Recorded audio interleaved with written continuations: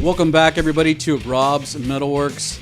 We are here on a cold, chilly, gloomy afternoon here on Saturday, and none better than to welcome really a San Antonio legend, a legendary voice, face, and persona in the SA music scene. Brings me great pleasure to welcome back to Rob's MetalWorks after quite some time, the one, the only, Mr. Terry Anderson.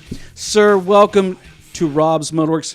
Great to have you back. Thanks, Rob. I really appreciate you having me here. I do. Man, one night as I think about scheduling my work, I was sitting and pondering. And tonight, I've kind of promoted the fact that this will be what I like to call a legacy interview, really talking about the history of an artist who I feel has had an influential impact in our scene and in the lives of many people. I appreciate that. And then someone, too, that I admire and respect and that I want to share with all the greater audience out there who watches Rob's outside of San Antonio and Texas, too, man. Okay, so, you have been part of San Antonio for going on 40 years.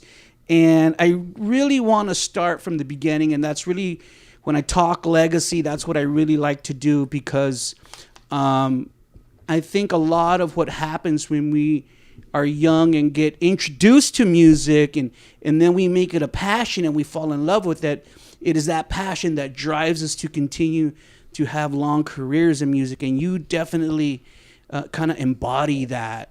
So I know that you came to San Antonio in the early 80s. Where were you originally from? I was born in New Jersey, but my father was military, so we moved from Jersey when I was 3 to West Virginia, Oklahoma, all over the place, and wound up in San Antonio. You were in high school at that time? I was in high school in a couple of different states, Oklahoma. Wow. We moved a lot. So how difficult was that for you as a young person? It was very difficult. I never made it, honestly, and never made it past the 9th grade. So I never wound up graduating. I never did that. I had to, my father moved out, wound up going on his own. I wound up, I left school, and which I shouldn't have done. Yeah. And my father's the kind of person that, he's going to let me make my decisions, he's going to let me make choices, and if they're wrong, they're wrong. You got to learn from these things. He wasn't... I was old enough to make that decision. I made a bad one, so I quit school and I started running around and in the streets and basically stayed in the streets. And next thing you know, I got a friend of mine in the neighborhood that I wound up living with, and his friend was a guitarist, and he was playing guitar one day over there, and I just started singing along with him. He was like, "Wow, he's like, can you sing?" I was like, "I don't know if I can sing or not." I think I was 14 or 15 years old. And that's how it kind of started. We went from there to it wound up where I got an apartment eventually here in San Antonio. I had a girlfriend, and I was singing in the shower. I was literally singing in the shower, and my neighbor came over, knocked on the door, and he was a long-haired guy. I didn't know what to think. I answered the door, and it was Leonard Casanova was his name. He used to play for a band called Sacred Sun. All right, and he was like, "Was that you over there singing Iron Maiden?" I was like, yeah, well, that's kind of weird. I didn't know anyone would hear me. And he goes, "Well, I've got a friend of mine who's in a band, my cousins and stuff. He's like, you want to come and try out?" And that's how I got in my very first band. Wow. And what band was that? Was that Revelations? That was Revelation. I think at the time they were called Guillotine. And they had a singer in there. His name was Mark, an excellent singer, actually. He had some things he had to do, and I was able to come in and jam with him, and Martin Gonzalez was in there. He went on to start Hitman later on, and Johnny Gaetan was the guitarist as well. Tell me, we were talking off camera a little bit about Manuel Rojas, also known as Meat. Meat. How did you meet him? How did I meet Meat? Yeah. Believe it or not, it's whenever I was in high school here, before I was ever... You were at Holmes High School? I was at Holmes High School. And this You know that I graduated from Holmes High School too. I did not. Well, I graduated from Holmes High School. I didn't graduate. Yeah, I graduated in '89. No, I did get my GED though. Yeah, that's good. Good. It took me many, many years to do it, but after the band was over, and about 8 years ago, I went and got my GED. Good so for I you, could man. Get my head But down. when you were at Holmes, that's where you met me. Yeah, I met him there because he was in the band Graven Image, I believe, at the time, with Mark Aguilar, rest in peace.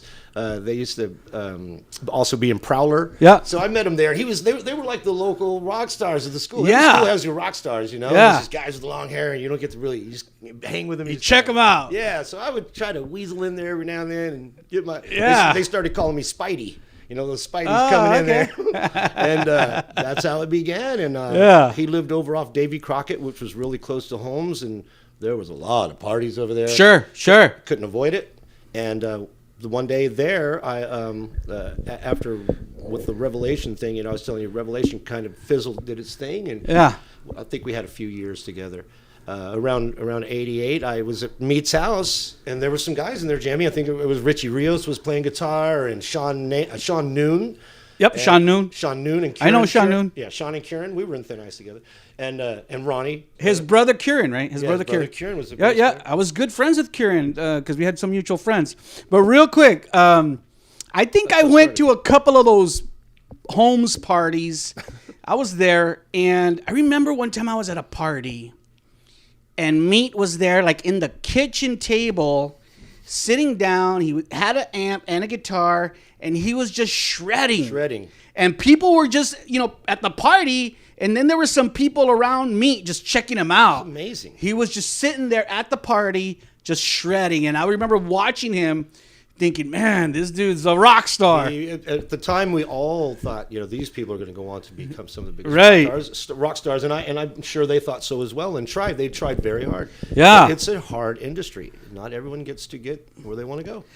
You know, we'll talk about this later, but, you know, it takes, of course, talent, and I also believe, too, it takes a lot of luck. And to be at the right place at the right time. You're right. Yes, sir. Because I've seen a lot of talented people really not make it. And then how many, you know, mediocrely talented people have we seen make it? You know, there's a lot of luck involved, but we'll get into that in a little bit.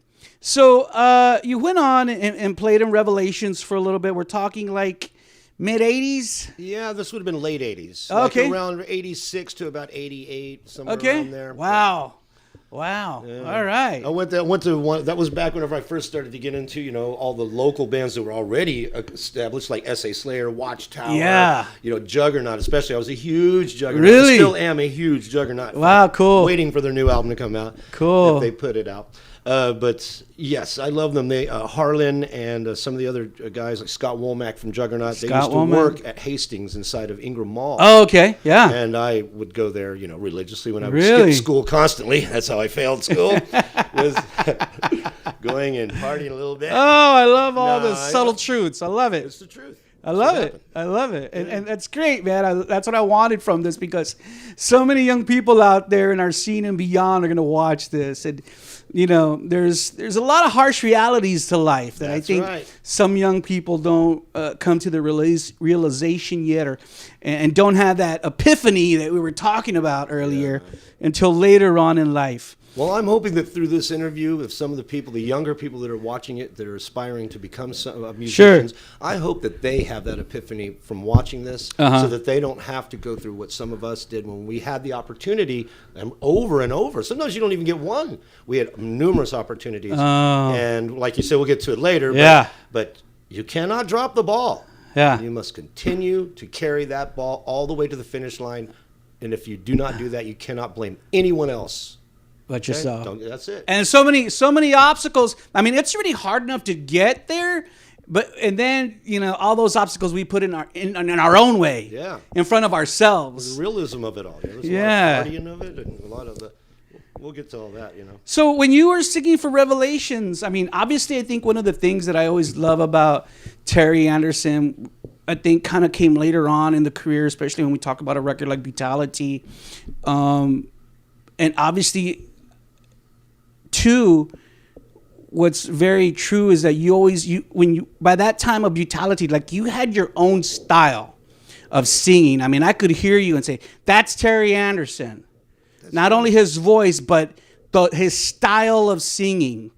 Back in the late 80s with Revelations, and then eventually kind of with Thin Ice, what was your style back then? Or who were you trying to emulate at that time? Yeah, at the time I definitely was emulating early because, when you come into the game, I believe you're influenced incredibly by something. Sure. Like in the 90s, a lot of people got Mike Patton in them, and they couldn't get it out of their souls, and you could just hear it in the way that they're creating their music.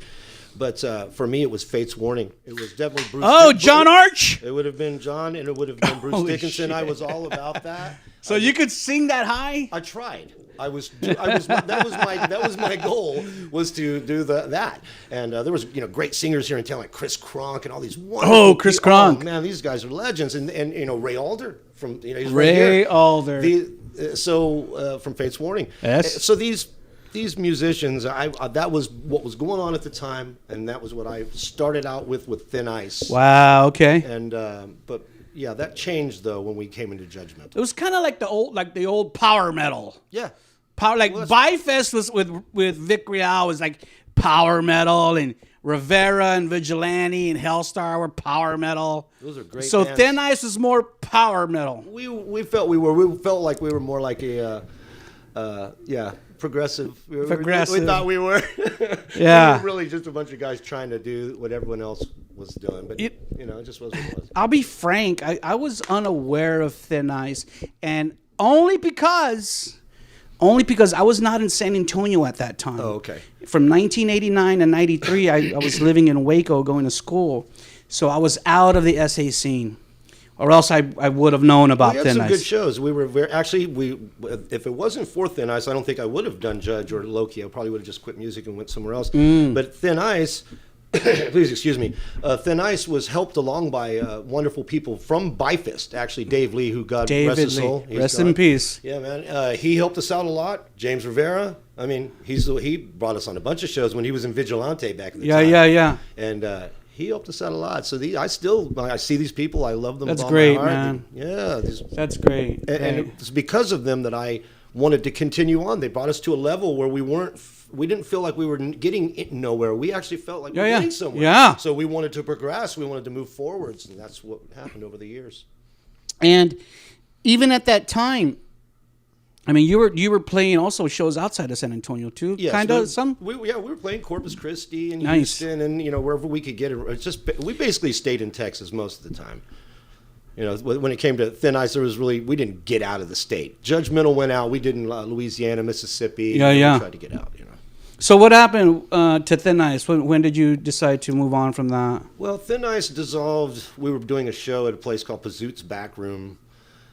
And we had some tension in the band. There were some things that were just going on, and a lot of distance between the members when it came to time. Like, when you're young and you're in a band, you got to kind of hang out together sometimes. If you don't do that, you wind up meeting other people. And so I was out hanging out, and I met, the incredibly talented, in my opinion, legendary guitarist Ron Vest, who had played with Morbid Termination, Cannibalistic Humanoid, Underground Dweller.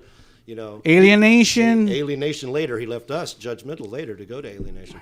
But man, wow. We got him, and we got Jimmy Bell in the band from Hydraulic Snowman. Wow. And it just changed. We replaced Sean and Kieran, at that point, and there was a lot of tension, but it's all been put aside now. We all love each other. Yeah. Sean and I go play bingo together sometimes. Sean Noon. Yeah, Sean Noon and I see. Sean Noon. I see that cat every once in a while. If I said Nation, I meant Noon. Like I said, I spent probably more time with his brother Kieran. I used to have a friend, this guy named David Lopez, and I met this other friend of mine, Johnny and Sean Noon used to hang out with those dudes, and Kieran used to hang out with those dudes. So, yeah, man, old times, old times. Name dropping today. Great, yeah, and there should be, because You know, I told you I was going to do this, though. I know a lot of people might not know who we're talking about, but hopefully you'll get familiar with them. These are people that played in your music scene here in the San Antonio area. They poured their hearts and their souls out into music, and some of them are still out there doing it right now. Jimmy Bell's still out there doing it better than ever. Yeah, he's in Las Cruces. I saw him play a Las Cruces show, and he's better than ever. He's a beast. He's a fucking beast. So let's talk about, we're moving on from Thin Ice now into the Judgmental era, and we're talking like early 90s. Yes, sir. How did kind of things change musically from Thin Ice into Judgmental? Because obviously Judgmental was not power metal. No, Judgmental had a lot of triplets in the writing, and it was a lot of triplet writing and stuff. Ron used to do a lot of that, and it was just very heavy. I mean, he was a Slayer fan, and he was, he's influenced by these very heavy bands, a lot heavier than, bands like Fate's Warning, and some of them might have sounded, especially Vocal Attack. The vocal attacks were heavier in some of the bands, and I knew that in order to be with someone like him, he's not going to want me to do what I did before. So I started finding a way to mix up a more staccato, grunted voice with and still keep. I didn't want to let go of what I had before, because if you lose that forever, you'll never get it back. That's if you're able to sing on high notes and you crunch it down. So I tried to maintain both, and I think that is what helped me build my originality in my voice, where you can define that's Terry. I'm willing to do both levels of that, and a lot of vocalists can, but here, that's just the way I did it. How many? Were there official releases by Judgmental? There was 2 releases that came out. The first one was called Disorder in the Court. It was cassettes, of course. Back then, everything was cassettes. But we put that one out. It was recorded at Fred Reinhardt's studio. He's not around anymore. What was it called again? It was called Disorder in the Court. Disorder in the Court. Yes, Judgmental, Disorder in the Court. Uh-huh. And it had us. The cover had us all standing in front of a judge with our hands behind our backs, with knives behind our backs, and ropes and things like we have. Gonna stab you in the back. It's a pretty cool cover. Wow. We had a lot of fun with that. And then the second one was actually called Tomorrow Was Yesterday, and that one was put out in cassette, but a very limited amount. If you have one of those, if you consider yourself lucky, you're lucky. But yeah. That was the only real ones. And then we recorded a third one that was called The Black Thing. That was the name of it, just a black thing. It was just supposed to be just something on the cover. Yeah, I didn't mean anything. Yeah. And there was going to be an odd object on the cover. Then we were like, what is that? I don't know. It's a black thing. Was Ron Vest on both of these? Ron Vest was on all of these. It was everything. Oh, okay. Ron Vest did everything with Judgmental until he decided to leave after the third album. Third album never was released. The Black Thing. The Black Thing was never released. And we actually... had gone through a couple of drummers. When we recorded the third album, Thing was recorded with David Magianis. David Magianis is now the vocalist for Pigweed. So, he's a strong person. This is a man who was the guitarist, for Billy Mack. Guitarist for Billy Mack, vocalist for Pigweed, drummer for Koyaanisqatsi. I never knew that. Judgmental, he's a brute. He's still out there doing He's it. out there, and he don't give a He's shit. out there doing it. He's out there in your face doing it. And God, I have total respect for that, That guy, David Magallanes, that guy, man. I actually, believe it or not, when he left the band, I didn't think he was going to go on to do anything, but he went on to do something great, and I have to give him complete props on that. Complete respect, dude. So much work and sacrifice that he's put into his career. His family backs him up 100%. That's beautiful. I remember seeing him for the first time a long time ago, playing for Billy Mack. Oh, yeah. They used to pack the house, man. Yeah. Does Trey still do that Black Dodger, whatever it's called? Death Dodger? Death Dodger? I don't really know. I don't see him. I don't hear from him. I wish I could see Trey Davis. He's a good guy. I miss him a lot. Every time I see him, he always has a little sly remark for me. Oh, yeah. He's a smart ass. That's him. He don't That's care. him. That's him. It's all right. It's a clique of people that they're just like that, It's just, I'm come from them, too. I'm sorry. It's all right. A couple of weeks ago, as I was getting prepared for tonight, I go through my archive and I'm looking at some old Judgmental footage, and I remember the last show that Judgmental played. By that time, Brad Jones was already in the lineup. Ron had left us for elimination. Ron had left, and I remember it was the last show, and I think Flambuki played. This So band. you would maybe know better than I. I thought one of our last shows was the Napalm Death show at the Sneakers. Opening for those guys. No. It's right Please here. refresh my old memory. Let me put on my glasses. Judgmental's last show, What does it say? January 31st, 1998. That sounds like it. Let me put on my glasses. Flambuki Stuck Mojo. and Stuck Yep, Mojo. Yep. Last gig. Yep. Wow. Here it is. I was there. And when I watched this footage, I'd like to see that footage. well, we can watch it. Or I can make you a copy. Yeah, just see. I'll make you a someday copy. I'd like to watch it. And I don't know if you recall. I mean, it's been 24 years ago. And I was on a lot of goofiness back then. I don't do anymore. I don't. When I watched that footage, though, it kind of seemed to me that Be honest. it kind of I wasn't. want this honesty. I don't. It mind wasn't ending on a good note. Like you weren't happy. It wasn't judgmental anymore, man. Without Ron Vest and without Ron, I'll just leave it at that. It don't matter who else. Yeah, The drums were different. I love Dave Marganis, but he understands. I'm positive he does that. It just wasn't the same. It was different. He was struggled, not so much struggled to play, just struggled to kind of grip what we were doing because he was in Koyana. They were more loose punk stuff. We were structured stuff, whatever. And it was. I wasn't happy, man. I wasn't feeling like we were who we were supposed to be at the time. I felt like we were faking it. We were kind of rolling through. This corn thing was starting to happen, and now, and next thing you know, we're tuning down now, and we're bo-do-do-do-do-do. And I'm like, it just didn't feel right anymore. Yeah. And I was like, if we're going to do this, if we're going to tune everything down and we're going to go there, let's stop this band. Start something new. And that's Sure. when Loki began. It was actually Nice. called Pinch in the beginning. I'm not gonna leave Judgmental just yet. Are the first two releases still available? Only on cassette. I've got them, and that's it. I'd have to. They're online. I put them online. The music is digitally online, but that's it. Can't really buy them. We didn't make enough of them. We never had management.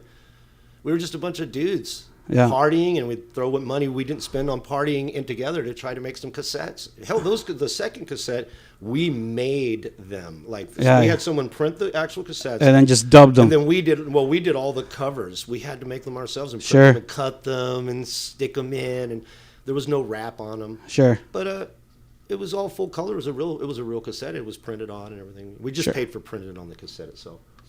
So the first two releases are online somewhere. Yes, you can find them.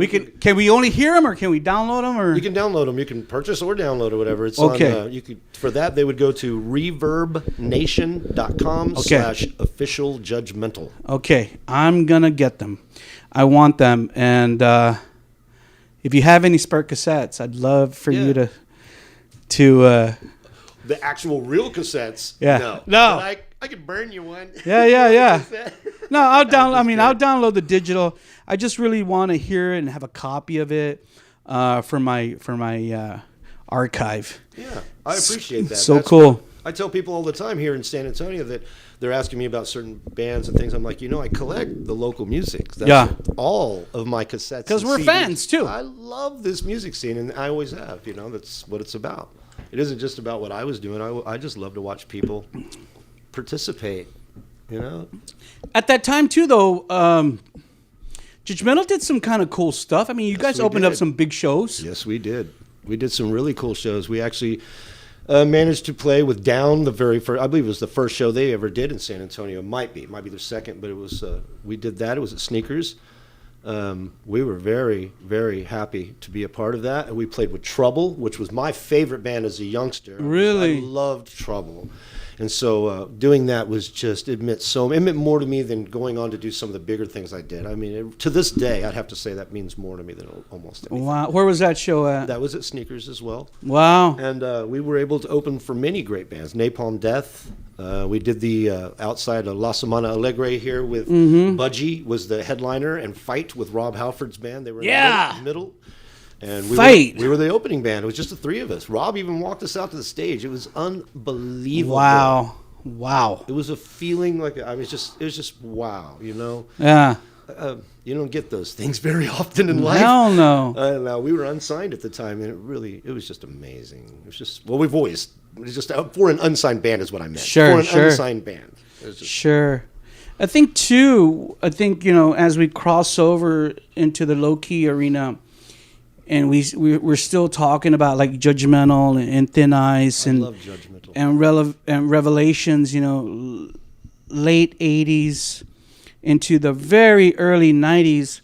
I think we would also be remiss not to kind of also discuss our own scene at that time, what our own San Antonio metal scene was at that time, because you and I were talking off camera pretty candidly about how it's so different now when you and I go out as veterans and we see what's happening in our scene. It's very, very different. It's, if I can be candid too, it's different, and it's a little discouraging, and it's not so. It has nothing to do with the artists at all. Literally nothing to do with it. And to tell you the truth, it doesn't have much to do with the venues either. It just has to do with the response, the actual attendance. And I'm talking about original. When I'm speaking of things here, I want people to remember I'm talking about original bands that are playing original music. Sure. If you're a local cover band, we're not even talking about that, right? Right. Okay, so because good luck, that's great. But for us, we're struggling as original artists to try to get people to pay attention for even a moment. They don't know what they're listening to when they watch us if they don't have the album. So when it comes to these kind of bands, I just don't see what was going on in the 90s and early 2000s happening now. And it's a little sad, but it's not their fault. It's the internet and the change. And we're older now, and our times are being pushed back a little bit. And it's a new time. We just have to deal with that. Find a way around it to where we can stay original, but bring those people out, And I think that has to do with getting your music that you create to people. You can't just make it and sit on it. And, that's what I see happening a lot. I kind of feel that recording at home and sitting on it. Yeah. If you were to go to a studio and put a lot of hours and time and money into it, you're going to put that album out. You're going to put it out. But if you have the access to your own studio, that's great and everything, and you can make a CDR at home and you can do it. But to make a real production out of it, and have an engineer, people there helping you and putting it all together, instead of being your own engineer all the time, it can sound a little stagnant whenever it's done that way. So that's just my opinion. I kind of feel that there's a couple of things, and first of all, I just feel like back then it was more of a community. Yes, like, sir, it was. We were a real community. People knew each other. We saw the same people at the shows. No matter what band was playing, if we were going to go out on a weekend, we were there. That's it. At the rock show, at the White Rabbit. That's right. And we would see all the people that we knew. Well, back then the clubs were basically the draw. You'd go. It was sneakers on any given night. It didn't matter what night it was, or even if there was a band there, you were gonna go. That place was packed every night. And It was a huge venue. It was actually the number one live rock club in America. It was voted that a couple of times in a row in the 90s. So the old Sneakers. Man, I love that place. What can you can never get another place like that back. Oh, man. You could try. We tried bringing Sneakers back. We built it as Sneakers Live, and I was the DJ, and Frank Vigran and some other, Gabe, Laura, and then they were the ones who really brought it back. I was just tagging along. But we tried. It didn't work at all. Yeah. And I think, too, at that time, when we think about the advent of social media and the internet and how much of a role that plays in the life of our music scene now compared. I mean, I like to say it like this. Like back then, we needed each other. We needed each other to show support for each other, to be there for each other. And now it's like, I don't need to go to the show. I'll see it on YouTube tomorrow, or I'll see it on Facebook later tonight. Yeah. I don't need to be there. That's terrible. That's terrible. That really is. And that's where we can't get too deep into it because it just becomes a whiny thing. But it basically, really does. That's like the internet has taken over. And what can you do? So you want to get bodies at your show. You just, that's what I originally was saying is I see that as a change. The camaraderie between the musicians out Sure. there still seems to be there. To me, that's a whole other conversation, but yeah. I think that was, I know this might sound odd, and not just with myself, but hundreds of musicians throughout the 90s and early 2000s, we all worked together. We were not competing. We were not trying to compete. I remember playing battles of the bands because they would ask us to play a battle of the band. I go, I'm not going to compete, but we'll play. Yeah, yeah. If you don't make it, don't judge us. We'll just be like that. We'll play at the end of the thing. Yeah, You know yeah. what I mean, but we did battles of the bands in the '90s when I was in Judge because that's how we were coming up. Yeah. Low key, no, I wasn't doing any of that stuff. At that time too, you started doing booking. Yes, sir, I did. How was that? How did you get into that? Why did you want to kind of be a promoter? Because nobody was managing our band. Nobody was coming out of the woodwork going, "Hey, let me manage your band, Terry, so we could take you to the next level." Yeah. Instead, I had a lot of people going, "Yeah, good luck." You know what I mean? So Yeah. fuck, what am I going to do? How do I get to the next level?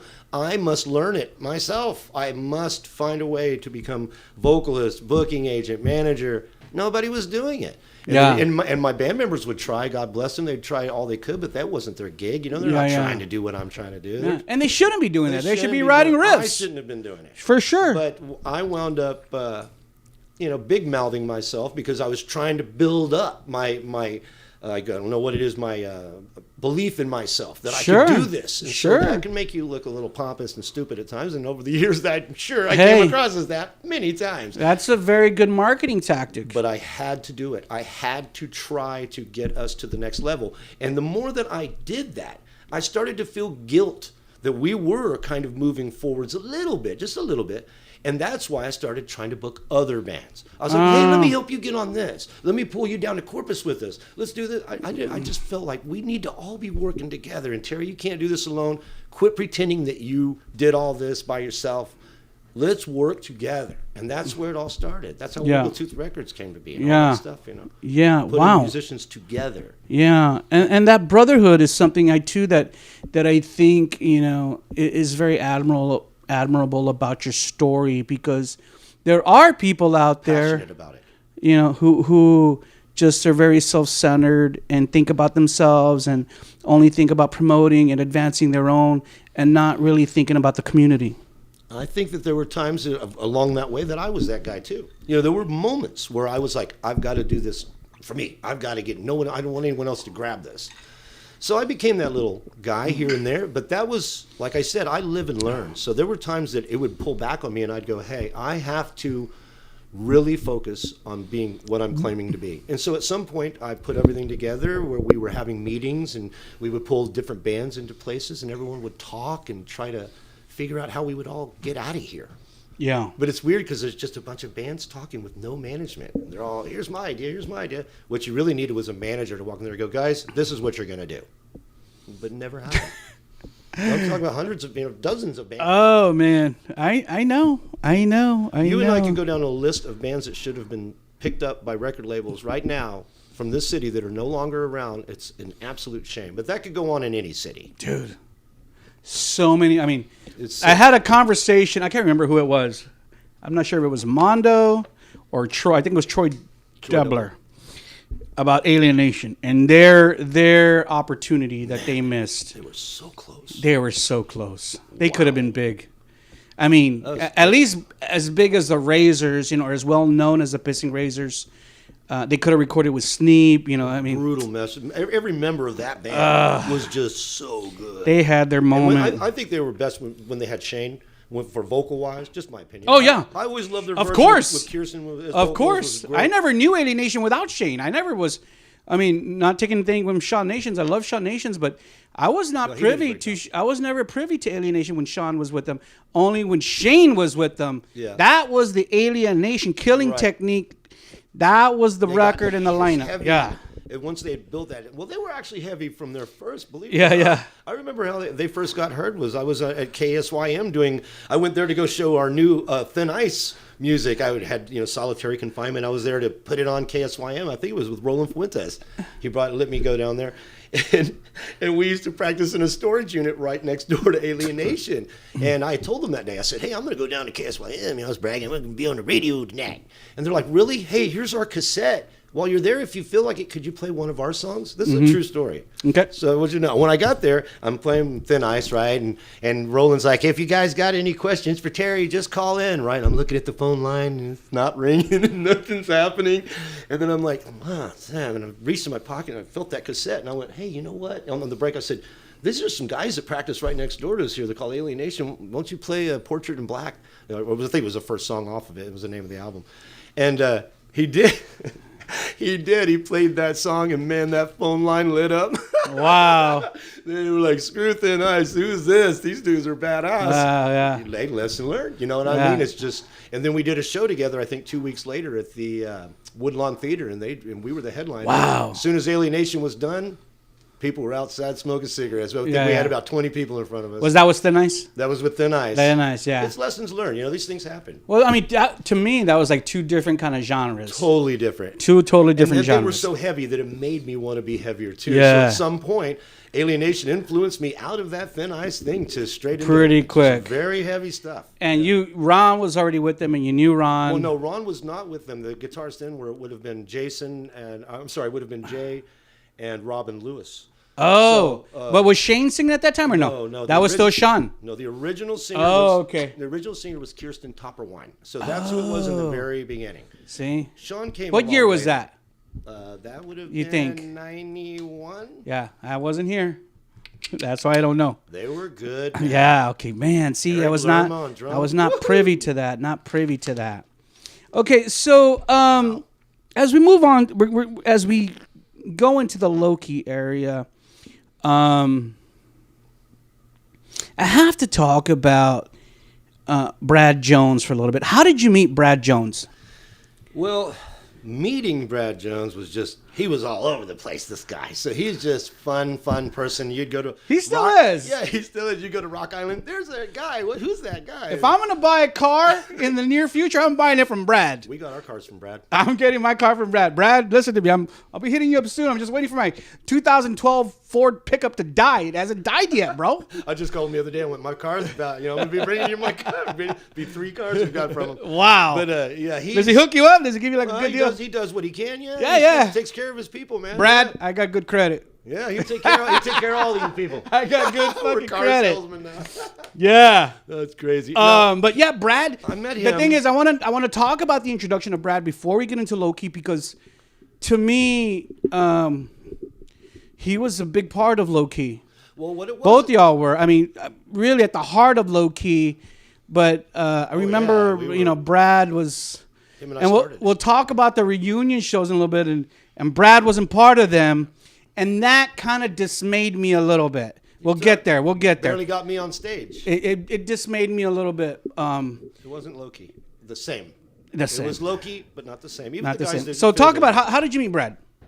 I met Brad because Brad was in a band called Koyana Scotzi. What the fuck? Koyana Scotzi, I believe, is an Indian word for world out of balance. He was in this band with David Magianis was on drums. Barry Suggs was the guitarist. I believe Jason Bowie was the bass player. And Brad was the other guitarist. Ronnie was their vocalist. Crazy Ronnie. So anyway, I used to go see them a lot, and I knew that they had huge crowds.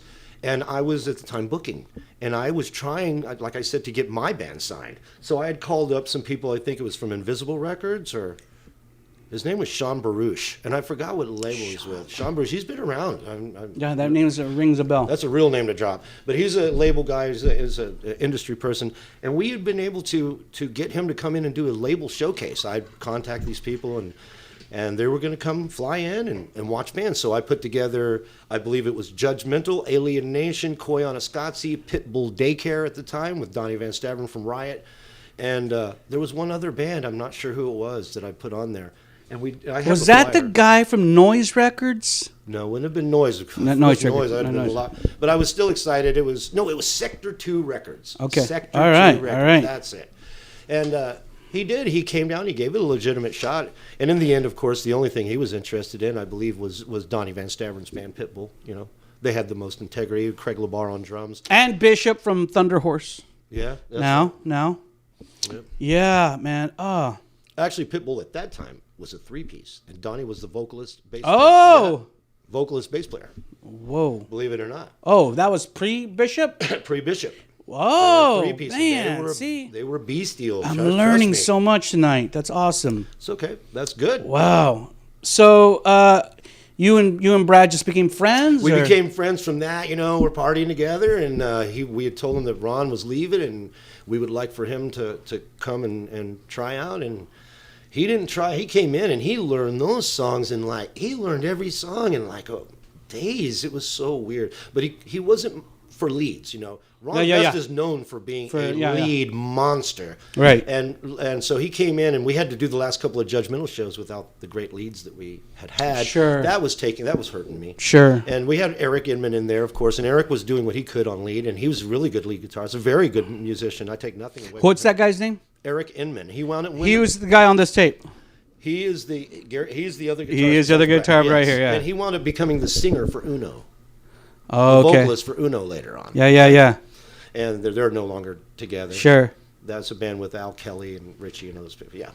But that's how that happened with Brad. Brad came in, he learned everything. He didn't really have the leads down. Yeah. I remember we were opening for Down, his very first show. He just got in the band that week, and we had this Down show, and Ron's like, I'm out. Good luck with that. We're having our things. It was over. He wasn't being mean. It was just the way it was. Man. Right. Later. And so good luck. And Brad comes in, and I remember Phil Anselmo at the door when we walked in. He was leaning up against the door, we're loading in our gear, and he goes, "Hey, you guys opening up the show?" We're like, "Yeah, man, it's a pleasure to meet you." He goes, "Hey, it's cool. Just don't play any of that freaking corn shit. You understand?" Because this is the early 90s, and at the time, Yeah. it was very the popular. down tune stuff. It's coming up. Yeah. And he didn't like any of that. He I remember. Oh, I know that. I'm pretty sure he still doesn't like it. Oh, no. He didn't like it. And Was that Super Joint? No, that was down. And he said, "Oh, you ain't playing like corn shit." It was basically something to that effect. And I was like, believe it or not, I was shocked because we had been writing some songs, and it was with Brad, and Brad's, it was all tuned down. So I went outside to the guys. I went, "Guys, it was what he just said. We can't go in there and play 3 or 4 of these songs we have on the list tonight." And Brad was able to pull off the other songs and that Ron had done. It was unbelievable. Sure. And we did it without all that corny stuff. I think one of the things I always loved about Brad Jones is that despite the fact that he wasn't a lead player, I think I always just enjoyed seeing him play. He had a great vibe, and he was a good performer. It was fun to watch him up there playing guitar. And he was actually performing for the crowd and working hard, and it's very noticeable.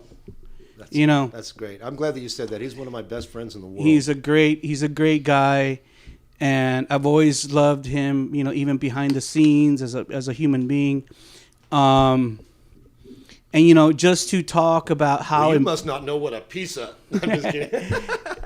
And just to really kind of emphasize what I'm saying, the other night when I was at the auto show last week, there was a band playing, and they had 2 guitar players, and one guitar player was like doing a Brad, like putting it all out there, and the other guitar player was just like he was at band practice. Right. It was horrible, and it was disheartening to see, and I'm like, dude, come on. Turnouts and reaction from the turnout can affect musicians, and does affect them tremendously.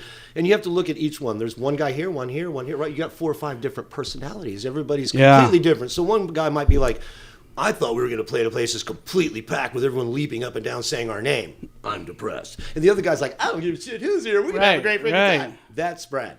Yeah. Brad's like, "We're going to have fun no matter what." And that's the way it should. That's the kind of attitude you should have. You should, because you're going to play the gig anyway. Exactly. Even if your dad does play for Metallica, you're going to wind up at shows like that where there's only less than 100 people. Sure. It's okay. Sure. They looked happy. And hey, that's how you distinguish the people who are doing it for the right reasons. Yep. Yeah. If you're only doing it to try it because you think all the time you're going to have this great big thing, then you might as well get out. And dude, you always gave 100% out on stage. Thank you. I remember seeing you on stage at several low-key shows and the judgmental shows that I shot, and I was like, man, Terry always goes out. He's always running around. He's fucking talking to the crowd. He's working it. He's doing a great job in entertaining the people. Right. I used to try to joke a lot because I noticed that a lot of bands didn't do that, and I was so I'm being very honest with you today. Yeah, We're yeah. being very candid. For today. sure. I'm You older should be. now. I'm not doing this like I used to, so it's not. I wouldn't have said this 20 years ago. But I was a little dude. They call him Danny from Uncle Funkster. Uncle Funkster, he from played with Pigweed. He calls me the little big man, so I'm the little guy, And when you're a little dude, you're not very intimidating, you know what I mean? So you can't get up there and go, "Come on, motherfuckers!" People would be like looking at you, So I'd get up there and joke around and make be a little goofball, and that worked for me. It worked. We drew them in, and they, of course, there's those guys in the back like this. There's always those. Oh, he looks like a freaking idiot. It's like, yeah, well, the show's not for you, man. The show is for the people up front. Yeah, you know what I mean.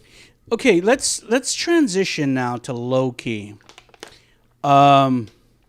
You stated a little while ago that you and Brad started low key, and my first question, real quick, and we're jumping a little ahead, but it's okay. Do you feel that low key was the highlight of your career? I mean, that's kind of just.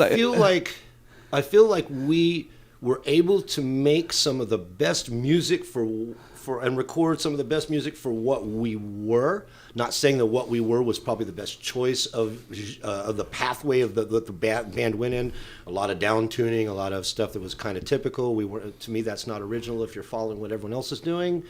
We kind of followed in the beginning stages of Low-Key, and I think by the last two albums, we wound up being completely original. By Reconstruction, we were just a very heavy band. It didn't have any more of that bouncy stuff in it anymore. So it was totally different. But I have to say, as much, it's so hard to say this, to choose, I will always have to say that Judgmental was my favorite. Really? I'll have to say, I love Low Key. I don't take anything. I mean, it's like this, man. They're there, right there. But there was a Judgmental was years before. You're younger. You're more hungry. Everything, you can be more wild. New? Yeah, just wild. It was a really cool experience, man. And people were taking us places, and we were getting to go places. We're going to Mississippi, and we're playing in Louisiana, and for 2 nights in a row in the same place and stuff. We'd never done anything like that. And it was just, even though that sounds so small, and it was, to us it was monstrous. We were doing something. And that felt good. With Low Key, we stayed in Texas. We didn't really go anywhere, man. Reconstruction came out after Brutality. Yes, sir. Reconstruction was the last album. It was basically, if you look at the title, it's us trying to tell everyone we're no longer. Kevin had left the band already. Right. It was a 5-piece, and we were now a 4-piece. Right. And we went. We are reconstructing the band. This is who we are now. And it went from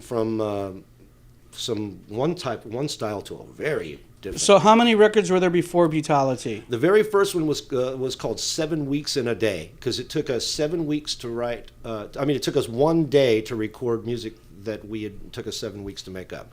So we called it 7 Weeks in a Day instead of 7 days in a week. And then the second one would have been From the Inside. It was It was a full actual album that we pressed and had it put out, whereas the first one was a demo that we put on CDRs.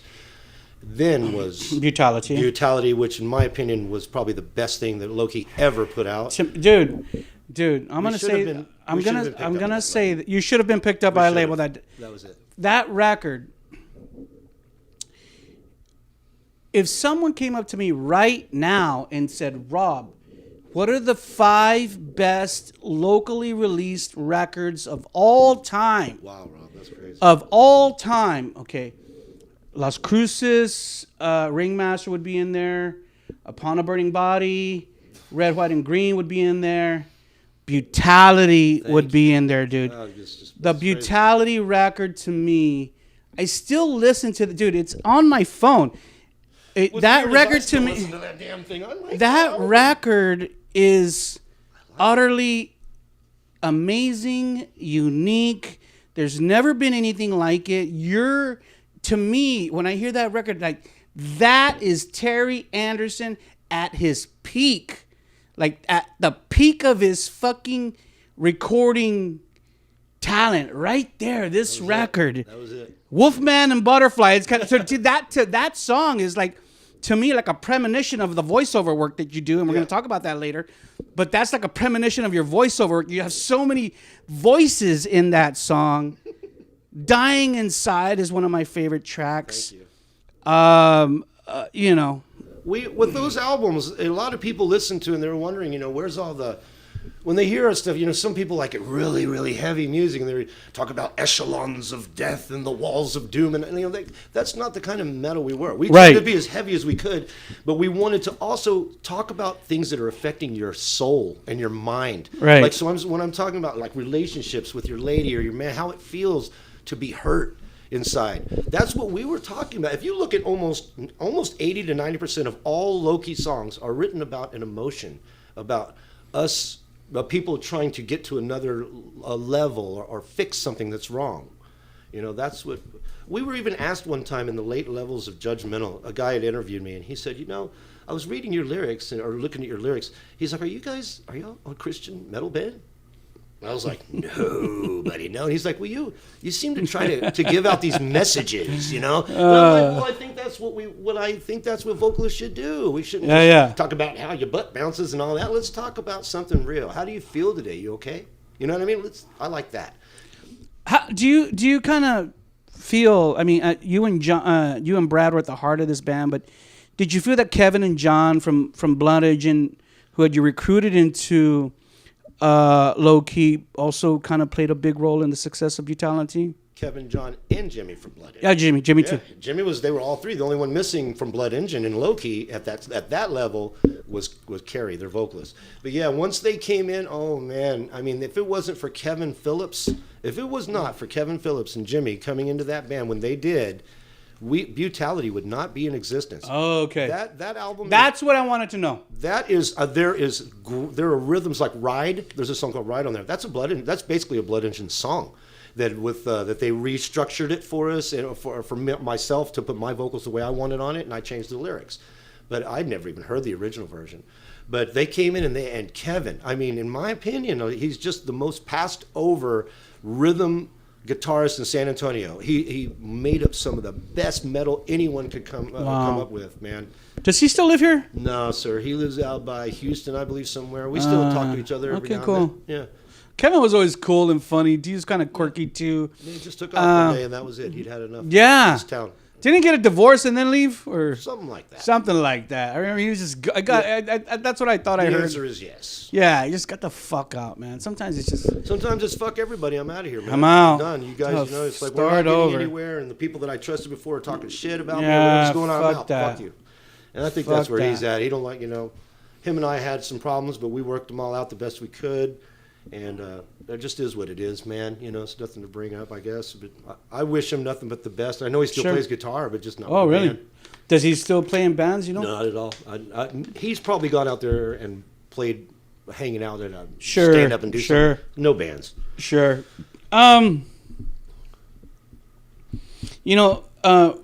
Brutality. I remember when it came out. I interviewed you guys. That actually has Ian Train, by the way. I want to make sure we. Yeah. Ian. The one playing bass on those. Fuck yeah, Ian Train, and Jimmy's he's still out there too, right? Yeah, he lives up in Dallas, man. He said fuck everything too. No, they got better jobs. They moved up to Dallas, and he's in a band there called Creeper. So if any of you guys are in Dallas and you're up in that area, please support. Check out Creeper. That's my boy. Yeah. So Brutality came out. I remember. Like I just shared right now, even at that time in 2003, I was a fan of Brutality, and I interviewed you guys at the White Rabbit. Do you remember that interview? Kind of, yeah, I remember. We were all crazy and stuff, talking super shit. Crazy. Everybody was talking crazy stuff. I remember we were doing it and there was a lot of people around us. Yeah, we didn't care. There's a lot of noise around us, a lot of crazy shit going on. But I kind of felt, and I still do feel, that Brutality could have been one of those records that could have been picked up, yes, sir, distributed. You guys could have been signed and really taken Low Key to that next level. Why didn't that happen? Well, it was about to happen. And what happened with us is it could have happened. We were pushing very hard. I was like, I'm getting old.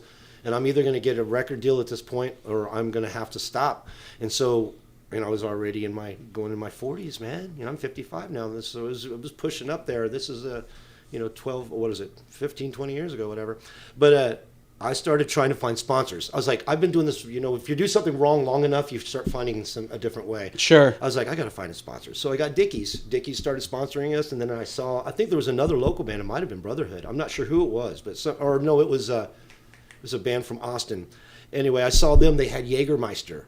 And then I looked on all the Ozfest stuff, and I noticed Jägermeister, stuff, yeah. And that clicked, and so I sent them one of our recordings, and Adam Greer and Rick Zeiler immediately gave us sponsorship from there, and I was like, wow, we can get Jaeger. And they made posters, Jaeger with Low Key, and it was full deal. I was like, oh wow. So I said, I still have one. And I was like, what kind of guitars, what do we use? And I called PV for Ian, and I talked to Michelle Alvarez at PV, and she was willing to help sponsor him in a small way, which basically was just setting out.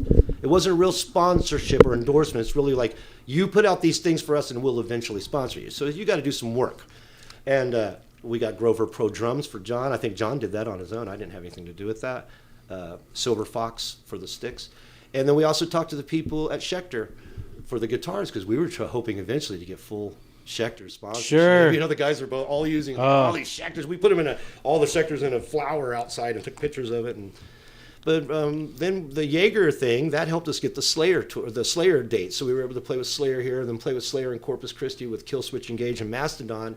I mean, things are starting to move. We're the opening act. And if you go online and to YouTube and just put in Low Key, Lokey with Slayer, there it is. And it was so great. And right after, it's just so typical. Right after that show, we started fighting. We started within days. There was an issue. And it got bad, and people left. Ian left, and Kevin left, and we were like, "Oh my God!"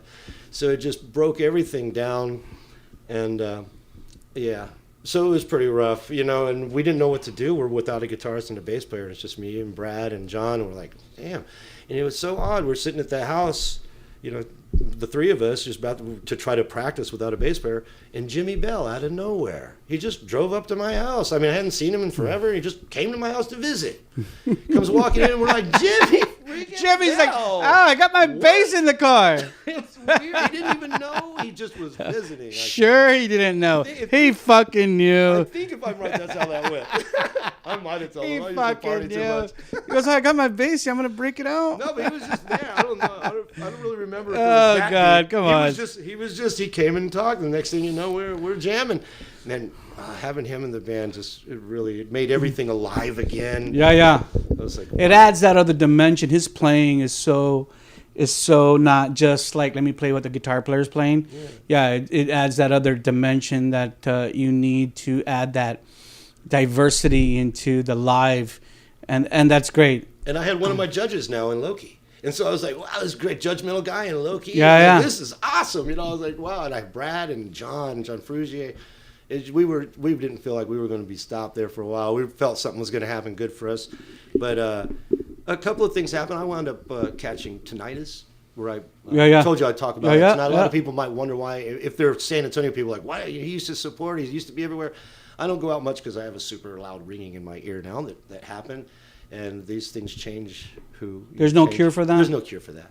It's from the moment you wake up till you go to sleep, and it's louder than our conversation. Oh, wow. And it's driven people to madness. Dude, I get that every once in a while, but then it goes away. That what you hear there when that happens, that's what I have constant. That's crazy, it's bro. Evil. But that is evil. You must move forwards. You have to accept these things and move forwards. It's part of the price I pay for being a goofball up there and not taking care of my ears. It just happens. It's no one's fault. Any regrets with what happened with the guys who departed Loki? Well, when Ian and Kevin left that stage of it, there was a little animosity, and Kevin and I were fighting. And I was glad to see him go in that aspect. And we've made up now, but at the time, it was many years ago. And when we're young, we stick to our guns. I was already old. So I was like, I just didn't have time to waste with arguing with people. It's like, man, we got to go forwards. I don't have time to play any games. I don't know what it was we were fighting about, but something happened. I think it was a practice we had. Everyone was late. Just something petty. And it destroyed a great band. Many of the bands from the city have broken up over time for stupid reasons. And it's just really it's a tough industry, man. You know, it's like a relationship. You know, you've heard I this know. a million times. That's the thing. It's like, At some point, you might not like that person anymore. It'd be great. I love the way you play, but your face, I can't look at it anymore or something because we fight all the time. You know. yeah. I'm sure that happened with me too. There's a lot of people in this music scene who don't like Mr. Anderson, but that's okay. It's all good. There's more. That's the difficult part, Yeah. Maintaining relationships is a challenge, and of course, at our tenure, I think we've come to realize that, it involves definitely compromise, and a lot of compromise, and I think it takes a lot of dedication to something. You have to figure out what you really want to do with yourself. You have to be supported in the people that are around you, and the whole relationship with other people, things like being your lovers and stuff. That's tough when you're in a band, and you have opportunities to go out of town, and people start saying, "Well, you're going to be on long for periods." sure. Of time. Yeah, gee, the whole thing is just you love your band more than me. Yeah, that's rough. And then the band will say, "Man, do you really care about this person as much? It's just tough." I remember. You're like, no, I love you the same as my man. Then that's not good enough. Totally different thing. Yeah, you don't want to say that. Fuck, I don't want to say that either. Wow. Yeah, so, you have to make a choice, I think, when it comes to those things. You really do until you've established it as an actual job. That's what I think is the trick. Is once you've you always wanted that. Yeah, if I could have just created it as become a job for me in some way, everything. You wanted to be a working musician, a full-time working Yes. musician on tour, out there all the time. all the time. That's I what you wanted. always strived for? That's what I wanted. That's but what you then as wanted. time, that's what you want in the back of your mind. But then there's also those things that, like I said, that just you self-sabotage yourself, and that's what happened with me. I believe that I could have went a lot further if I would have stopped regressing back to my house and to my comfort zone. There it is, the comfort zone. You got to get out of that comfort zone. You got to go out there and eat shit for a while in order to Fuck make it yeah. in this business. And You got to sacrifice, bro. and it's sad because I'm only saying that from what I've heard. I obviously did not experience it, so I can't say it from knowledge. But but obviously I was supposed to go eat a bunch of shit first and earn my way up, and I didn't do that. I Eat did a what I lot of was bologna sandwiches. Yeah, I was doing it all here in San Antonio, and at some point you got to get out of here. For sure. I tell bands all the time, and the bands that I really love and respect are the ones that fucking are gonna say, "Hey, we're gonna pack some bread and some bologna, and we're gonna drive 8 hours to El Paso and play a Yes, show. sir. I We're agree. gonna go to Oklahoma City and play a show, and we're gonna spend a lot of our money, and we're not gonna get that much back, but That's it. The goal is that we're trying to spread the gospel of who we are." Yeah, just make sure before you go, you've got something to leave behind. Like you've got some music, Yeah. CDs, and Sell some don't go CD. there without product. But there's great bands that are out there doing that. Look at like Donella Drive, which is not a metal band, but Donella Drive is a local band. My man just came back from a tour with them. Yeah, you see, there you go. He was on their they tour just with came them. back. Those guys with Aiden and all them. Yeah, Thomas was telling me, like, we were in Colorado. And That's Andy he said Escalante. he said, how many times did the van break down? The truck break down? Yeah, broke down like 4 times. Yeah, that's Andy Escalante's son, and Andy was our bass player for a short time in God. Loki as well.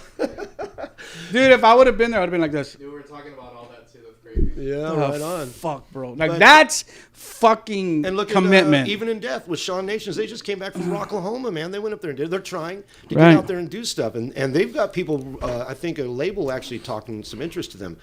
And I'm just really, there's no one I would hope more could get a label deal and get out there than Sean Nations. I love him. I love him.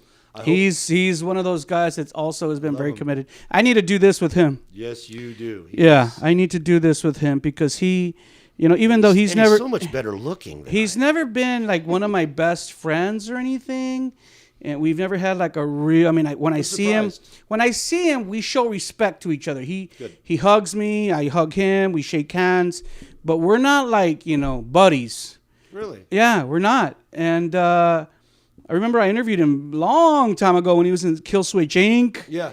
Yeah, and but I respect him. I think he's a great performer, and just because I respect him, I need to do one of these with him. Yeah, right on. There I you go. should. So Sean, if you're watching, reach out. Actually, him and I might be working together on a small radio show for the art community downtown at the Blue Star Complex. They have a radio Nice. show. They're going to start doing a metal show, an hour, and him and I will probably be doing that together. Cool. Very nice. I'll be calling you for some input on what to be playing. I'm on the tip of it, my friend. Trust me. With all Texas metal and beyond. Why did Low Key break up? Low key dissolved in the end because the tinnitus was affecting me, and because I'll be very, very honest with you, Brad and I started that band, and I knew that we were without him, I couldn't do it. Without me, there's no Low Key. And as much as really wasn't about what John and Jimmy were doing at the time. Brad and I needed to talk. He was in love. He had been in love before and tried to be married. It didn't work out. And in Low Key, he literally was married for weeks, and it didn't work out. He met this wonderful girl named Amy, who he's married to today. Yep. And she's been here. I'm telling you, man, they are fantastic people. And when he met her, I could see. She's just like his counterpart. Like I've met her. She's just like him. I could see that it was time for me to stop. You can't compete with that, bro. Well, I'm being honest with you. I used, and these guys will tell you, I would try to prevent everyone from getting too locked down. Because I was so hoping that one day we could just get out of here and there wouldn't be all those ties. All right. But I was being a hypocrite. At Yeah, the yeah. same time, I'm over here in love. Yeah, I got yeah. mine. You know what I mean? And he needed his love. And I asked him what he wanted to do. I said, I literally just said, what do you think? love. Should we go on anymore? And he goes, let's go ahead and stop, man. And then that was the end of Low Key. And that was that. it. John, before I asked Brad that, though, I did make sure that we talked to John, and John, we got him into the Ruined Few. So he had a band to go to. Yeah, And yeah. We talked to Jimmy, and Jimmy, we got him into, he did his thing to get into Las Cruces. So Yeah, he yeah. had Las Cruces now. John had the Ruined Few. Brad and I faded into the nether. Yeah, yeah. And we haven't done anything since. And Brad's never come back. Neither have I. That's not true. You came back for the reunion shows. There's a reunion show. Okay, yeah. I did try twice with. I don't know if I'm supposed to mention this, but I'm going to anyway. And it's not. Let's first talk about- not the name drop, but I did try a couple of times with Ronnie Jazornbeck, and him and I we tried to put something together. Yeah. A couple of times, and maybe down the line we still can. Ronnie's We'll a leave it at very eccentric guy. You know how much I love him. He's just wildly crazy, cool person. I love him, man.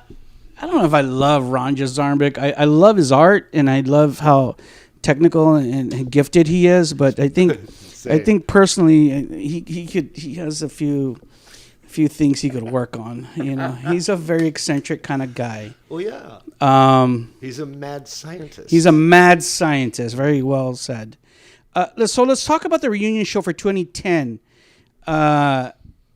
Was Brad part of that show? Yes, He was part of that show. Actually, that was the full. We had everyone in there except for Jimmy. We asked Jimmy to sit out on that one, and we pulled the original guys together. So we put on the From the Inside album. So it was Josh Murray on guitar, Brad Jones on guitar, Ian on bass, myself, Wow. and we let both drummers play. John played, and Daniel Urias came in and played. Oh, from the yeah, first yeah. album. And it was great.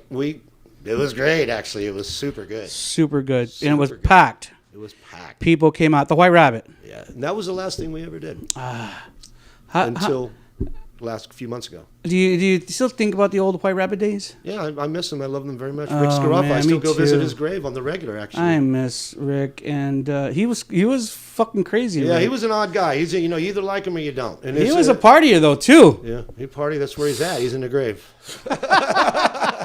He partied too hard. He laughed at Oh God, I don't. What did he pass of? Do you know?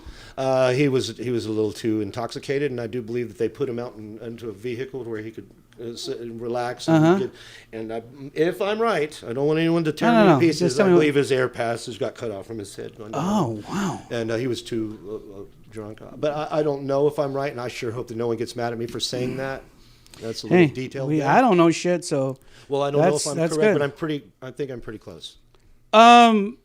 not too long ago, this year, Low Key played a couple of reunion shows back in August. And I remember Jimmy had messaged me and said, Rob, please come out to check out our reunion show. And I can't remember. Did he really? Yeah. He asked me to that's go. cool, man. And I It's good remember, to know. I remember I wanted to go. I really did want to go. But I knew Brad wasn't playing, Yeah. which kind of Well, I know how you are. You're like, if it's not low key, I'm not come going. here, kind of like, oh, okay, so it's not really low key without Brad, but it was like the original guy from low key, whatever. And then I remember, I had a work conflict. I can't remember if I had to work late that day or I had to get up really early the next day. I can't remember, but I just couldn't make it. And was a so good I didn't go. Both of them were good. You missed two. Where were those shows at? The first one was done at Jim Meek's bar, 502. You know Jim Meek? Yes. Yeah. I didn't know he owned that bar. Well, I don't think he owns it. I might. He might. But I know he's the manager. He's there. Okay. I know he's the manager. But he does have some stake in that. And then the Fitzgerald's. We did Fitzgerald's second. Fitzgerald's was a little bit slower, but it's also a demographic issue in my opinion on that. I really wanted to go. I wanted to go just to see you on stage. I appreciate that, man. I I was nervous. It really was hard for you. John will tell you, it was very hard to get me to go do it. I didn't have Brad. I just felt so weird, and I'm just really glad that Jimmy did it, because without Jimmy, I would not have done it at all. I'm not going to lie. John and I couldn't pull it off alone without Jimmy. And we had these two wonderful guitarists that replaced Brad. We had two guys replace one guy. And it was Justin Irvine, who plays with Live in Dark Days with Buster Grant. He was so kind and came in and learned all of our music. He was basically, from his words, he was a fan. And he liked us and from youth and learned our stuff. And the same thing with the other guitarist, who was Dylan Young. Dylan Young is the son of Danny Young, Uncle Funksta. Ah! He is his son. He was a Really? huge Loki fan and knew all of the rhythms. I mean, he just really had it down. Wow. And we were able to pull it off. Wow. Yeah, they're amazing musicians. Both of those guys are just incredible musicians. So what songs did y'all play? Most of the stuff was later on. Was the later stuff? It was. Was it Brutality stuff? There was some off of Brutality, and there was some off of Reconstruction. Did y'all rehearse a lot or no? They rehearsed a little more than I did. I wouldn't go over there. Well, I mean, as much you don't because need my to tinnitus, rehearse. so I would show up and Like, you fight guys are through tight it. enough. Believe it or not, I'd go there and it wasn't tight, and I would try to pull it together, and they were doing the best they could, and eventually it got really tight. It was good. We didn't suck, but it wasn't low key. I mean, they'll admit that. Everyone that was there will tell you, yeah, it was not the same as if you were watching the original members. I think if Brad would have been there, would have been far more successful. I think the place would have been 100% packed. Packed if Brad was there. Yeah. I would have been there, Brad. Yeah, once, and I would have I let people know that he wasn't coming. I think that was probably a mistake. Yeah. But you got to be honest with people before they show up For and see sure. this thing. Like, what did I? They would have been like, what the fuck? Yeah. Yeah, I would have been there. I think I would have tried a little harder to be there if I knew Brad was playing. I think I would have tried to sing a little bit better. I'm just kidding. I did the best I could, and people seemed to enjoy it. We still had a nice little pit up front, and it was cool to look over to the right and see all the people that are my age, and they're all over there standing. My question they is, used to be up front. My question is, if Brad could have pulled it off. Brad looks healthy. He looks like a dad, and he looks like a very domesticated man now. Yes, sir. I think that I don't know if he could have pulled it off. I think that he would tell you that all what you used to watch him do on stage, you probably won't do that anymore. But as for playing the songs, yeah. And we asked him that night. We were like, hey, you want to get up here and play one song? And he was like, I don't really remember what. I was like, no, we'll just. Oh wow! Boy, wow. I sure wish I could have finished that night with him on there for. Wow, yeah. One last time, huh? Oh man. Maybe. Yeah, it's never too late. I want to talk about next. You mentioned earlier back in the 90s you did like step up booking. You were promoting, doing promotions and stuff. Trying. To help out the scene and help out other bands, get shows. And help myself get onto things too. I got to be honest. So, it was... But you also started kind of like this compilation recording. And I remember I have many of them in my archive, the Staring at the Sun compilation CDs. Yeah, I have them in my archive here. They're right in there. That's awesome. And it was a great way to that was the first time I think that I ever saw like a San Antonio compilation CD. The first time that I ever saw like a real one where it had all these San Antonio bands And, back then, it was different than now. Yeah. We didn't have Spotify back then. Right. So it was CDs were the way to CDs go. were the way to go. And you would sell these CDs, and it was a great way to learn about bands. Right. How did that idea come up? Well, I wanted to find a way to start promoting the San Antonio scene as a whole. And I Sure. noticed that I was sending out, Loki, or Judgmental. It started as Judgmental and into Loki, sending our stuff out to different radio stations. I'd gotten a book from the Texas governor's office that had all the information in it for every freaking agency. I mean, if anyone ever needs to know about the music industry and who to contact and people that can help you, just go to the Texas governor's office of music online and just look. Everything is there for you for free. So that's what it's there for. I'm just giving him. This is great Sure. educational information for bands Sure. that don't know where to start. But I went there and I used to send all these things out to people. And I was like, instead of just promoting my band, and let's send out compilation CDs and go. If they don't bring my band to the area, maybe they'll bring someone else, and then that'll lead to me getting there. Everything had an underlying current of I need to get to the next level. Sure. All right. So it's. The compilation, the very first song on the first one was Union Underground. I was so proud of that. Dude. That Brian allowed me to do that. I just could not. I mean, to this day, it's just like the coolest thing. I still love to pick it up and look at the back of it and go, thanks, bro. Let me tell you a story, and I don't know if you remember this, but I distinctly remember this. I remember one time you called me on the phone, and you said, Rob, you got to come out to Sneakers tonight and watch this band, Union Underground. They're badass, and you're going to love them, and you're going to want them on your show. So come on out tonight and check them out. Okay. Do you remember that? I'm sure that I did it because I worked there. But you don't remember it. You don't remember calling me and telling me that? No, but I don't remember. Dude, it really happened. That really happened. 100%. I remember how much I used to party. And memory's a little foggy. Yeah. But I'm sure I did because you did call me and tell me to go out there. And did you go? I didn't go. Well, I don't remember, but you probably missed a hell of a show. I am sure I did. I didn't go, and then shortly thereafter, that's when Union started blowing up. But and then, because of me, they did that all on yeah, and then shortly thereafter, I remember I was at the Mix, and Brian Scott was there. And I went up to Brian Scott, and I said hi to him. I said, hey, I'm Rob from MetalWorks, blah, blah, blah. I love your band, blah, blah. We chatted for a little bit, and that was it. Yeah. But you were the one who told me about the Union Underground. Never heard of them before. Yeah, you did that. You put them on our radar. And, I remember they were on the Staring at the Sun, and so... But you had a lot of cool bands on there. Bands that I love, like God Sonic and...